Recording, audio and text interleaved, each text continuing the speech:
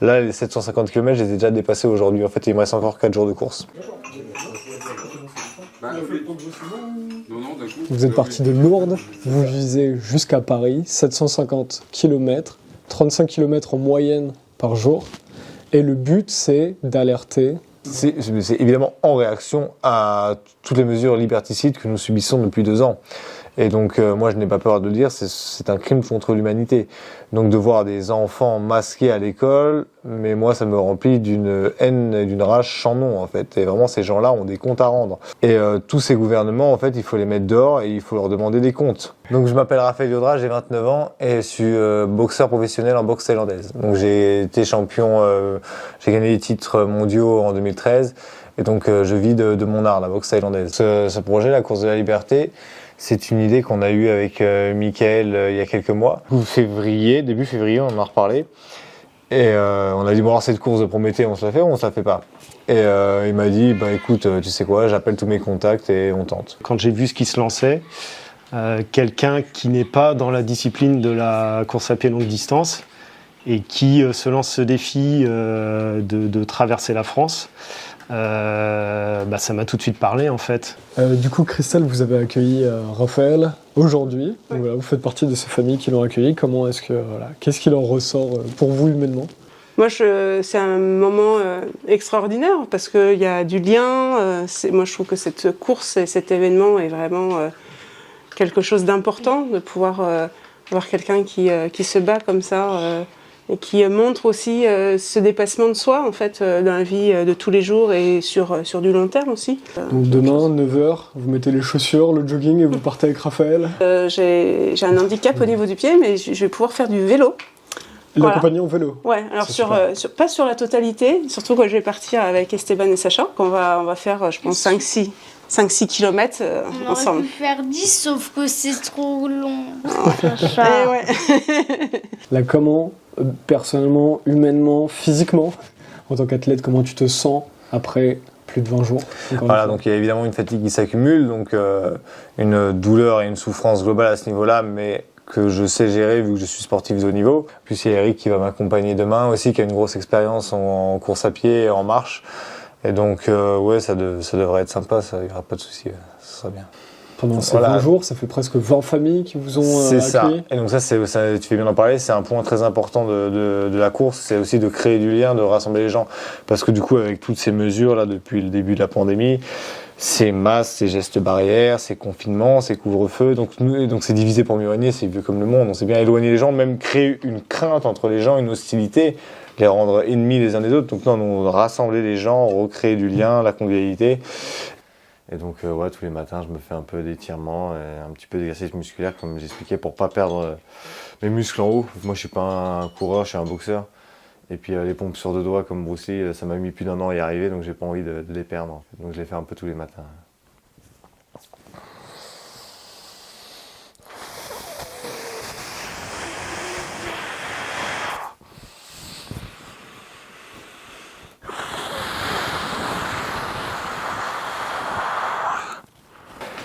Juste une petite question par rapport à l'émotion de ce que tu vis. On imagine que quand on est autant à fond, des fois du stress qui peut s'accumuler. Comment tu le sens? Est-ce que des fois tu te dis, comme ce matin, tu vas partir et tu te dis je ne vais pas y arriver, peut-être je vais pas faire les 35 km?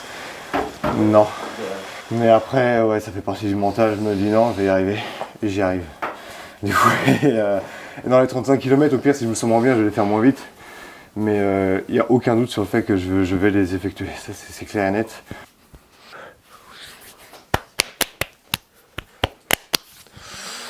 Ça, Sacha, toi, tu vas rater les pompes à 2 doigts. Viens voir, je vais les faire maintenant. Je vais les faire les 35 km. Et gérer le stress, du coup, oui. Je suis boxeur de haut niveau, donc j'ai l'habitude. Et d'une manière générale, dans mon quotidien, je suis très déterminé. Donc non, il n'y a pas de place pour le doute. Des gens qui, dès le début, nous ont aidés. Du coup, j'ai aussi des responsabilités vis-à-vis d'eux. Donc voilà, tout le soutien qu'on a eu, toute l'aide qu'on a eue, voilà, c'est hors de question que j'aille pas au bout et que je fasse pas mon devoir tous les jours.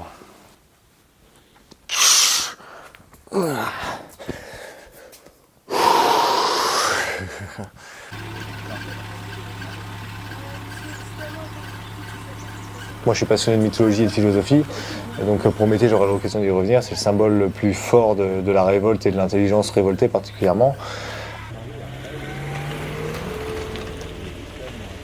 Pour l'instant, qui ont fait les étapes en entière, j'ai eu 3 personnes, donc je vais les saluer au passage. Donc j'ai Mélanie de mon pays, il y a Eury Allé de Tarbes, et il y a Raphaël de Ménétrol. Et voilà, et donc après j'ai d'autres gens qui ont couru, mais plus qui m'ont accompagné en vélo sinon. Donc avec les Palois, notamment, pas ce week-end-là, mais celui d'avant, on a beaucoup rigolé sur la route, et d'autres, Lucas, voilà. Parce que moi, on m'a dit, je pense que non, il faut qu'elle fasse ça, mais... Merci beaucoup. Merci. Là, Voilà, le flambeau est allumé. merci les enfants. Je vais transmettre. À vous la jeunesse. Transmission. Donc tu le tiens bien droit, fais attention, sinon tu vas consommer. C'est difficile de courir 30 bornes avec des flammes. Allez, fire! Regarde devant toi.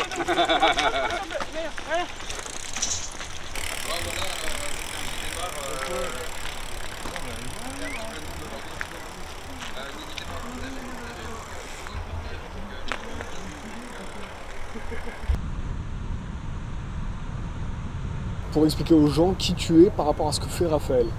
Moi j'organise en fait. Donc lui s'occupe de la course et moi je m'occupe du reste. Et on représente en fait, alors je sais pas si tu as expliqué Raphaël hier, c'est la véritable anarchie, c'est ça en fait. C'est-à-dire que personne n'a le pouvoir sur l'autre. C'est horizontal. C'est horizontal, c'est complémentaire. On n'a vraiment pas forcé en fait, ça s'est aligné. Ça a été l'alignement. D'ailleurs on hallucinait avec Raph. Parce qu'il n'avait pas de chaussures, il n'avait rien. D'un coup il s'est retrouvé avec 2 paires de chaussures, des gens qui lui offrent des chaussures. Mais tout s'alignait d'une façon... c'était même facile quoi en fait. Comment est-ce qu'on en arrive à ce résultat? Faut juste faire les choses avec le cœur. Comment est-ce que ça se passe? C'est ça en fait, t'as tout dit.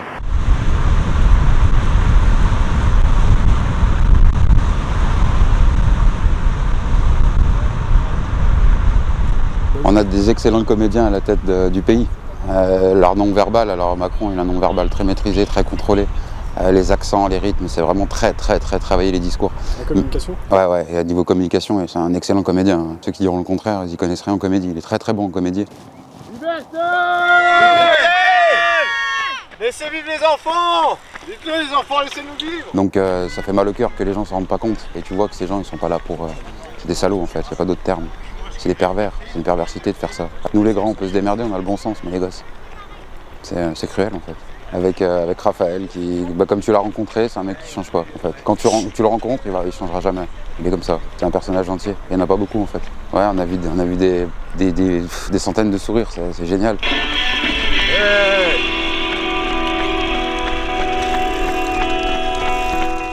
Émotionnellement, je suis très chargé et sinon, je suis fatigué en fait. J'ai besoin un peu de me poser. La planète un million dans la gueule! Parce que c'est très fatigant en fait, on se rend pas compte, mais c'est très fatigant. Je lui disais, mais il y a 35 bornes, parce que moi je l'ai vu se préparer, il s'est pas préparé comme un sportif de haut niveau. Tu vois, il savait qu'il pouvait le faire, et voilà. Et du coup, je lui disais, il y a 35 bornes, il y a 36 bornes, ouais, ça va le faire. Puisqu'ici rien n'a de sens. Il allait pas se plier derrière la douleur. C'est un champion, quoi, un champion de boxe. Tu transcendes en fait, tu transcendes la douleur dans quelque chose de phénoménal. Moi j'avais jamais côtoyé de champion. Tu vois que ouais, ils ont une détermination, c'est hors norme en fait. Crime contre l'humanité! On va leur prendre nos droits! Mais je dis pas ça parce que c'est un pote. Hein. Là quand tu verras ça, c'est pas parce que t'es un pote, hein, c'est vrai.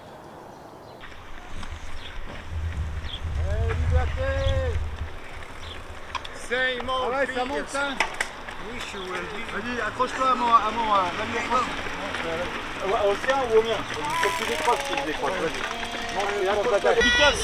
She loves you, yeah, yeah, yeah. She loves you, Bon, go. Allez. Allez, fire! Allez, merci.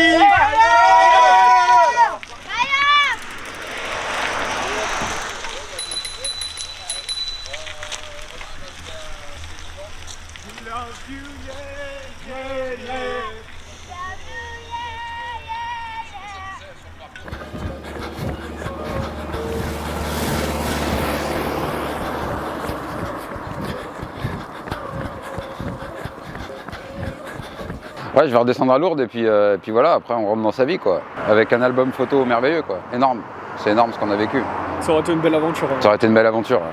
Alors après... Ouais, fire. Après, l'objectif, en fait, c'est de revendre le flambeau aux enchères via une association qui s'appelle Association Amitié et Solidarité de Mervyn, qui d'ailleurs est parti d'Arras à pied pour nous rejoindre à Paris. Il est parti samedi dernier. Donc on va vendre le flambeau par cette association et puis l'argent sera reversé aux soignants suspendus.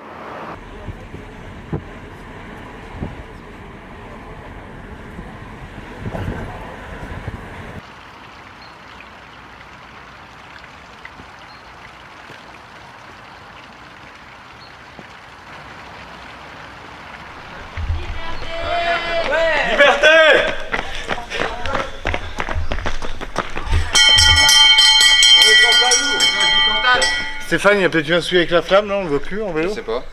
Peut-être qu'il a pris Il était un peu derrière vous, quand même un peu loin. Ouais. Yes, bah on arrive, Paris, et voilà, après les gens...